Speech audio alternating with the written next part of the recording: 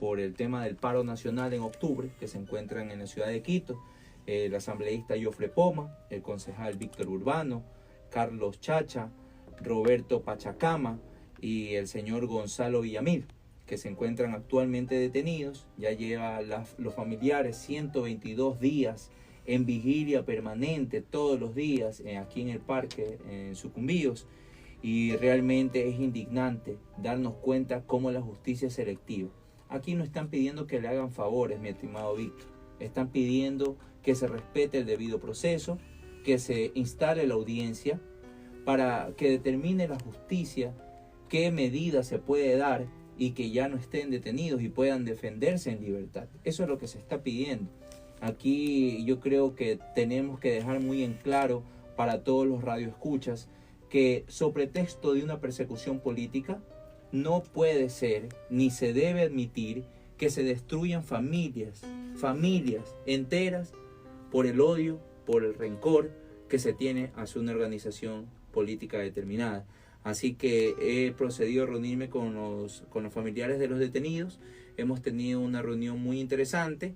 Entiendo que van a seguir con el tema de las vigilias, que van a iniciar nuevas acciones, que piden ser escuchados y visibilizados en los medios. Yo le digo, yo vengo de Quito, de Guayaquil, y hasta el día de hoy, en algún medio de comunicación, veo que hacen eco de alguna de las manifestaciones que han realizado.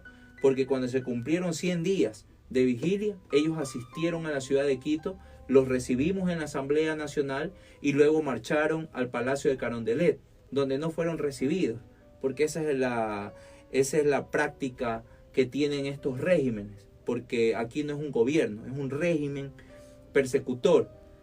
No atienden a la ciudadanía, dicen que se preocupan y el diálogo con todos, menos con las personas humildes, con el ciudadano de a pie, y en este caso con familias enteras que han sido despedazadas por estas acciones que se han tomado en contra de sus familiares. Claro, conocemos todo su lucha, su caminar, su desesperación, su dolor, porque igual hemos sido parte de este proceso.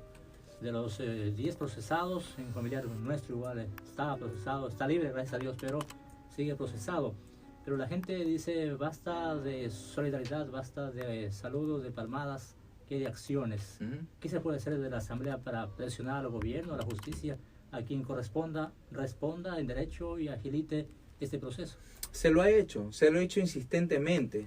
Desde nuestra bancada, de la bancada de la Revolución Ciudadana, nosotros insistimos, tanto al Consejo de Administración Legislativa como al presidente de la Asamblea Nacional, que en el marco del principio de celeridad, esto no es interferir en la función del Estado, en la función de la justicia, ¿no?, sino en marco del principio de celeridad, que se instale la audiencia. No se está pidiendo, ni siquiera se le está exigiendo al juez o la jueza que tome algún tipo de resolución. No se está diciendo, oiga, déjenlos libres. Estamos pidiendo que se instale la audiencia, que se dé el debido proceso, y obviamente entendemos que existen medidas alternativas, medidas cautelares que significan y pueden ser determinadas por la autoridad para que los involucrados se defiendan en libertad, que sería lo idóneo, porque tendrán que demostrar. Mire, aquí se ha corrompido a tal punto la justicia que ya no existe el principio de inocencia.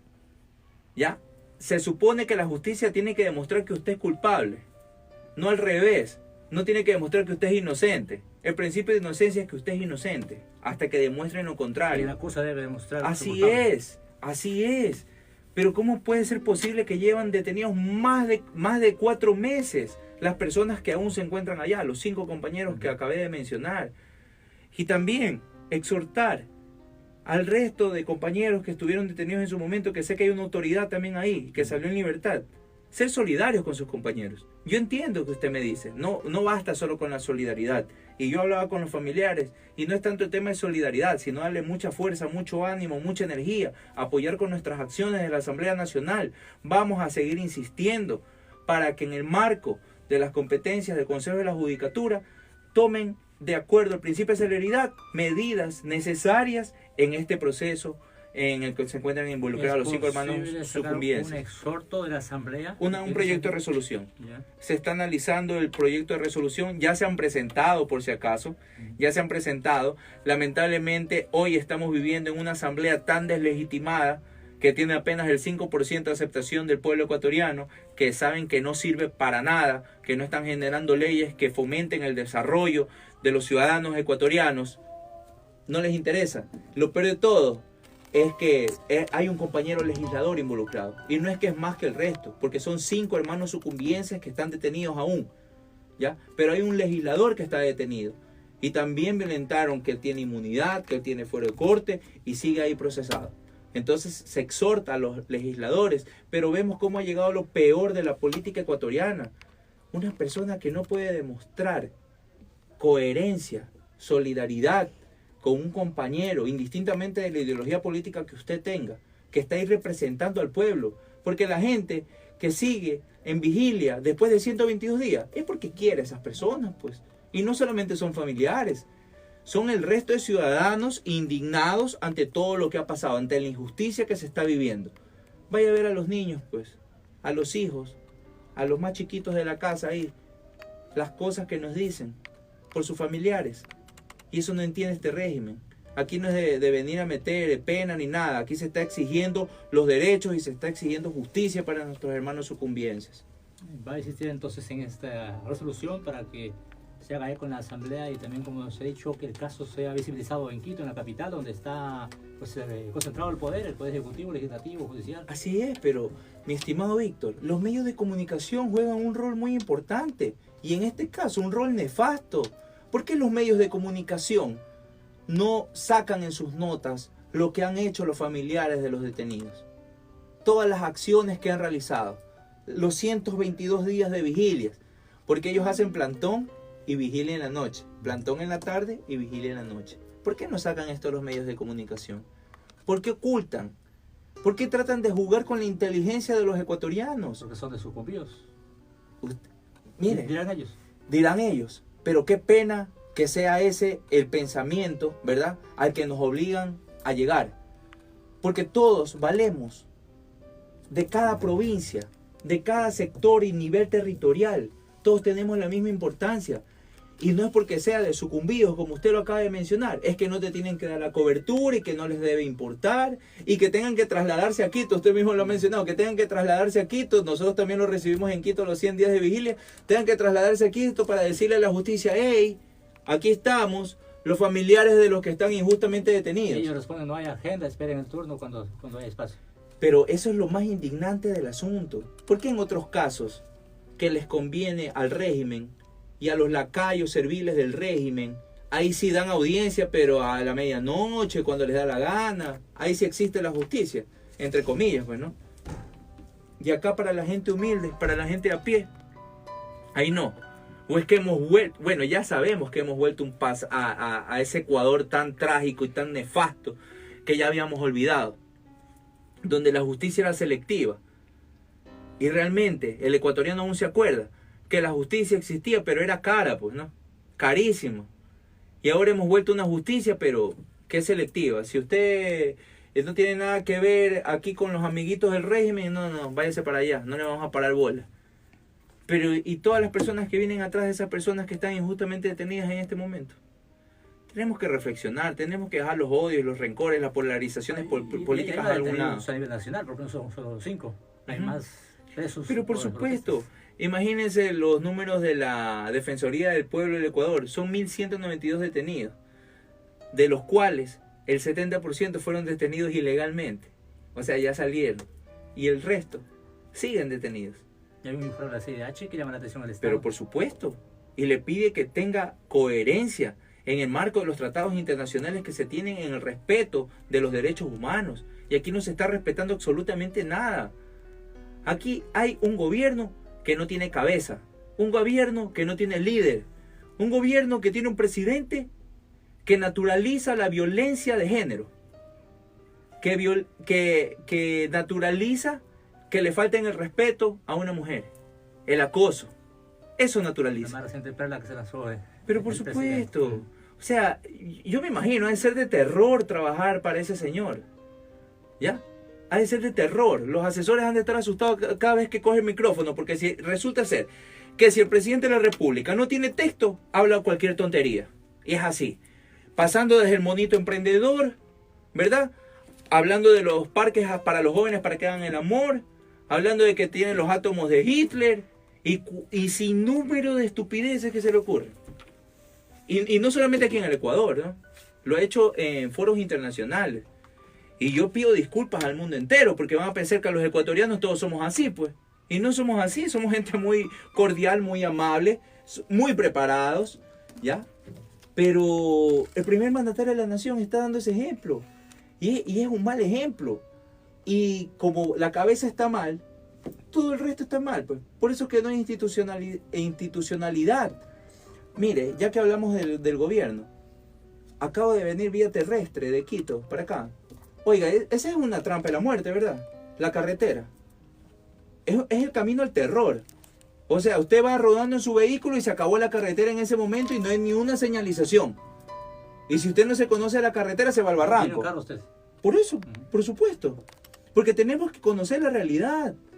Yo tengo entendido que aquí vino hace pocos días el vicepresidente. Estuvo acá hace unos 15 días aproximadamente. Rechazado por la ciudadanía, ¿no? Y han venido ministros, así mismo, en helicóptero, en avión. Que vengan en carretera, pues para que vean lo que sufre el ciudadano común, el ciudadano a pie. Y que vean cómo está destrozada. Y cómo no ponen una señalización que debería darse en el marco de las normas internacionales y las normas constructivas y las normas de señalética en lo que tiene que ver con la seguridad industrial y sobre todo con la seguridad del ciudadano que usa la carretera. Pues. Es el camino por donde se lleva el petróleo. Sí, pero la carretera está destruida. Tenga buenas carreteras. Acabo de venir grabando todo el camino, de todos los huecos que existen, de los desniveles, de donde ya no hay ni la capa asfáltica, donde hay deslaves, donde en vez de estar trabajando unas 20 personas, están 2 por ahí con unas palitas, dándose las vueltas, a ver si hacen algo. ¿Qué va a hacer con ese video que graba? ¿Qué va a hacer volviendo aquí usted? Seguir insistiendo en lo que hacía el asambleísta Jofre Poma. El asambleísta Jofre Poma todas las semanas insistía con el tema del mantenimiento de la carretera. Que el Ministerio de Transportes y Obra Pública se haga cargo del mantenimiento integral de esa carretera. Y se hacen de oídos sordos el régimen. Por eso le dije, estamos hablando del régimen de Moreno. Que se hagan cargo de la carretera. Que empiecen a darle mantenimiento. Porque es la integridad de los hermanos sucumbienses, pues. De los que viajan todos los días. De los que salen a laborar. Entonces no puede ser posible y no es concebible que estemos a la buena de Dios, pues cuando les da la gana arreglar, arreglan, y cuando no les da la gana no arreglan, pues. Entonces cierran cuando quieren, cierran un lado si es que quieren, no ponen ninguna señalización y hacen como les viene en gana, sin tomar en cuenta ninguna norma técnica constructiva para poder realizar ese mantenimiento. Y en otros espacios ni siquiera dan el mantenimiento. Mi querido amigo, yo vine la semana anterior, yo vine el día domingo de la semana anterior y hay un nuevo hueco porque se ha ido. Hay un socavón y se ha ido medio carretero. Y yo tengo los videos. Cada día se destruye más. Y cada día se destruye más. Nosotros, a ver, ese es un tema, porque quien destruye la carretera es la madre naturaleza. Eso no vamos a decir que es el gobierno que la está destruyendo. El gobierno es incapaz, ha demostrado ineficiencia porque no le da el correcto mantenimiento y no se hacen las obras complementarias para evitar que ocurra esto. ¿Qué vamos a esperar? ¿Cuántos buses tienen que caerse? ¿Cuántos carros tienen que estrellarse? ¿Y cuántos fallecidos debemos tener para que le presten atención a esa arteria vial? Hay un compromiso de por lo menos empezar con los estudios para una carrera de primer nivel, pero no hay nada de eso todavía. Y acuérdense que está aprobada la ley amazónica, ¿no? Que no se ha cumplido absolutamente. Es una ley que realmente ha generado mucha decepción en la gente hasta ahora. Porque no le dan cumplimiento. ¿Usted de qué sirve que plantee la mejor ley del mundo si no hay presupuesto para ejecutarla? Tenemos un gobierno que prefiere invertir en armar a los policías, en armar a los militares, que invertir en la educación de nuestros niños, presente y futuro de la patria. Ese tipo de gobierno es el que Son tenemos 4 nosotros. universidades que dice la ley para la Amazonía. Y no hay. No están las universidades. Pero por supuesto, pero si no solamente hablemos de 4, ofreció en campaña 40 universidades, entre institutos técnicos y tecnológicos. Eso prometió en campaña. Y no ha cumplido absolutamente nada. Pero todo es complicidad con cierta prensa, con cierto sector de la prensa. Y no me refiero a los obreros de la comunicación. Yo me refiero a los dueños de los medios de comunicación. Que por cierto, son los mismos dueños o familiares de los dueños de los bancos, ¿verdad? Y quienes han ganado más durante los últimos años han sido los bancos. Porque nos tienen lavado el cerebro a nosotros. ¿El asambleísta Ronnie Aliaga será un vocero más de sucumbidos en la asamblea? Sí, A falta del asambleísta Poma, que levantaba la voz, como usted dice, cada semana, y los dos colegas que están igual como asambleístas, ¿los ha escuchado usted? ¿Cómo pelean por sucumbidos? no, realmente no. La semana anterior estuve aquí en un evento en el Coliseo del Sindicato de Choferes. Aproximadamente habían unas 400, 500 personas y me pusieron tarea. Pusieron que querían que yo represente a sucumbidos con mi voz dentro de la Asamblea Nacional, a la cual yo accedí y me comprometí a regresar a la semana siguiente. Así lo estoy cumpliendo porque soy una persona de palabra, de los que creemos todavía en el valor de la palabra. Así que he regresado para recoger todos esos requerimientos ciudadanos. El principal es el tema de la carretera, en el tema de infraestructuras, el tema educativo, reforzamiento de la educación, la construcción de las unidades de educación educativas, pero también la parte humanitaria, el tema de los perseguidos políticos de sucumbidos. Así que voy a cumplir una agenda, todavía tengo que seguir en otras actividades, pero saben los hermanos sucumbienses que cuentan con este humilde servidor que dentro de la Asamblea Nacional tiene un curul, su voz, su voto y sus acciones a disposición de los hermanos sucumbienses también.